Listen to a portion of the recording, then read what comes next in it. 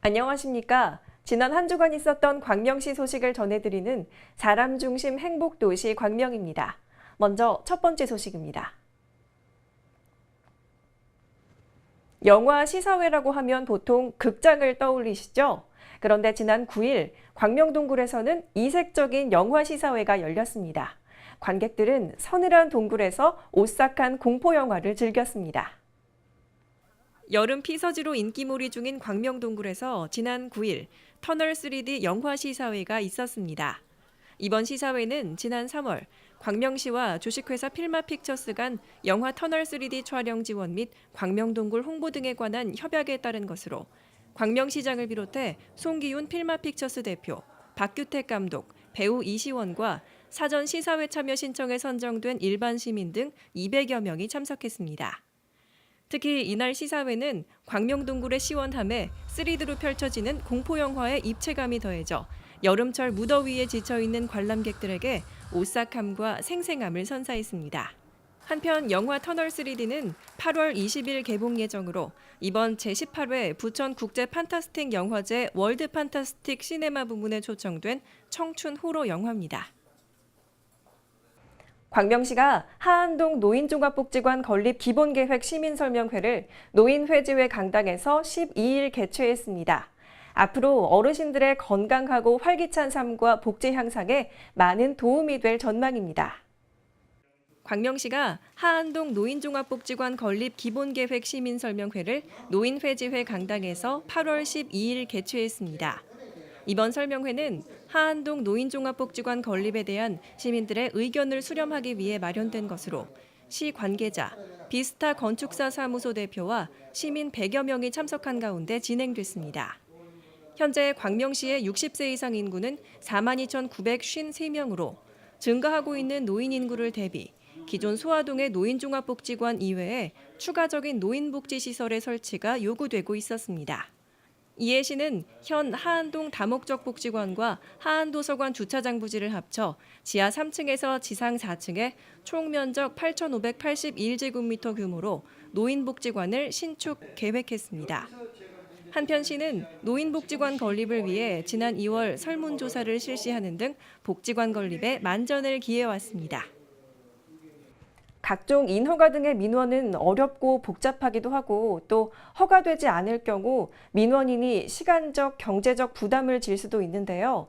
광명시가 이런 민원인의 고충을 덜어주기 위해 사전심사 청구제 적용 민원을 12종으로 확대 운영합니다. 사전심사 청구제는 민원인이 인허가 등의 정식 민원을 제출하기에 앞서 약식 서류로 민원의 가부를 심사해 예기치 못한 시간적, 경제적 손실을 사전에 방지할 수 있는 제도입니다. 청구 대상 민원은 최저 7일에서 20일 정도 소요되는 민원 사무들로 보육시설인가, 기업민원, 식품 영업허가 등 총 12종입니다. 아울러 허가부서 담당자의 출장 등 부재로 인한 민원인의 불편을 해소하기 위해 민원 사전상담 예약제도 시행하고 있으며 이를 위해 사전상담 전용 창구를 신설하고 홈페이지를 통한 온라인 신청 시스템도 운영하고 있습니다. 시민 여러분의 많은 이용 바랍니다. 최근 광명시에서는 생활 속 지원이 필요한 가정에 LED 조명을 무상으로 지원해주고 있는데요. 기존의 백열등이나 형광등보다 전력 소모가 적어서 전기요금 절감에 도움이 될 것으로 기대됩니다. 광명시가 생활 속 지원이 필요한 가정에 LED 조명을 무상 지원해주고 있습니다. 이번 사업은 전기 소모량이 큰 백열등의 생산과 판매가 전면 중단됨에 따라 저소득층 가정에서 사용하고 있는 백열등을 교체해 쾌적한 생활 환경을 조성하고자 실시됐습니다. 이에 따라 시는 지난 4월 18개 동 주민센터의 협조를 받아 국민기초생활수급권자 166가구를 선정했으며 9월 말까지 무상교체 사업을 완료할 계획입니다. 한편 LED 조명은 백열등 대비 에너지 효율이 높기 때문에 최대 90%까지 전기료를 절감할 수 있고 수명도 형광등보다 10배 정도 긴 것으로 알려져 있습니다. 광명시가 올 상반기 동안 122가구를 사례관리 대상자로 선정하고 관리해 705가지의 맞춤형 서비스를 제공했는데요. 지난 13일에는 민관복지 전문가들이 모여 통합사례 관리 사업에 대한 정보를 공유하는 워크숍을 가졌습니다. 광명시가 복지기능 강화를 위한 민관 통합사례 관리 사업 워크숍을 8월 13일 가졌습니다. 이번 행사는 복지동 사업의 일환으로 추진 중인 통합사례 관리 사업의 활성화를 위해 마련된 것으로 광명시장을 비롯해 경기개발연구원 등 35명이 참석했습니다. 이날 워크숍에서는 통합사례 관리 사업 거점동 운영에 대해 논의하는 시간도 가졌으며 특히 이번 토론회 장을 통해 구체적인 복지 청사진을 제시했습니다. 시는 앞으로 통합사례 관리 사업을 통해 다양한 욕구를 가진 저소득계층에게 맞춤형 복지 서비스를 제공할 계획입니다.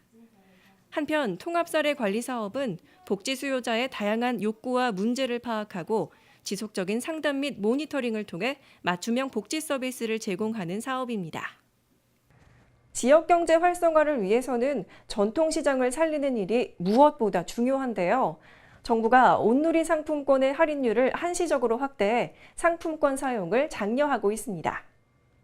온누리 상품권의 할인율 확대는 세월호 이후 침체된 소비심리 회복을 위해 8월 말까지 시행하며 개인이 현금으로 전통시장 온누리 상품권을 구매하면 기존 5%에 추가로 5% 할인율을 적용, 최대 10%까지 할인해 줍니다. 온누리 상품권 구입은 시중은행을 비롯해 우체국 등에서 구매가 가능하며 개인은 현금으로, 법인은 법인카드로만 구매가 가능합니다. 단 개인은 1인당 월 30만 원까지만 구매할 수 있습니다. 이외에도 카카오톡과 카드형 전자상품권으로도 선물할 수 있으며 전국 1,200여 전통시장 및 상점가에서 현금처럼 사용할 수 있습니다. 여성의 능력 개발과 사회 진출을 돕는 곳은 바로 광명시 여성회관인데요. 광명시 여성회관이 11일 교육 개강식과 함께 2014 하반기 교육 일정을 시작했습니다. 이날 개강식에는 광명시장, 시의원을 비롯한 수강생 등 200여 명이 참석했습니다. 특히 이날 개강식 전에는 윤환철 미래나눔재단 사무국장이 남북 문제를 다음 세대의 짐으로 남길 것인가란 주제로 강의를 펼쳐 수강생들에게 뜨거운 호응을 받았습니다. 여성회관 하반기 교육은 이달 11일부터 12월까지 진행되며 한식조리사 자격증, 생활원예, 컴퓨터 실무 등 총 74개 과목에 1,540여 명이 수강하게 됩니다. 시는 앞으로 시민들의 행복한 삶을 위해 다양한 교육 프로그램을 운영할 계획입니다. 이달 7일부터는 개정된 개인정보보호법에 따라 기존의 주민등록번호 대신 마이핀이 도입됐는데요. 이 새로운 개인 식별번호인 마이핀이 뭐고 또 어떻게 발급받을 수 있는지 알려드리겠습니다. 마이핀은 성별과 나이 등 개인정보가 들어있지 않은 13자리로 된 무작위 번호입니다. 신청은 안전행정부가 제공하는 공공 아이핀 사이트나 민간 본인 확인 기관을 통해 이용할 수 있고요. 또 18개 동 주민센터에서도 발급받을 수 있다니까요. 안전한 마이핀 발급받아서 오프라인, 온라인에서도 편리하게 이용하시기 바랍니다. 지금까지 사람 중심 행복도시 광명이었습니다. 시청해주신 여러분 고맙습니다.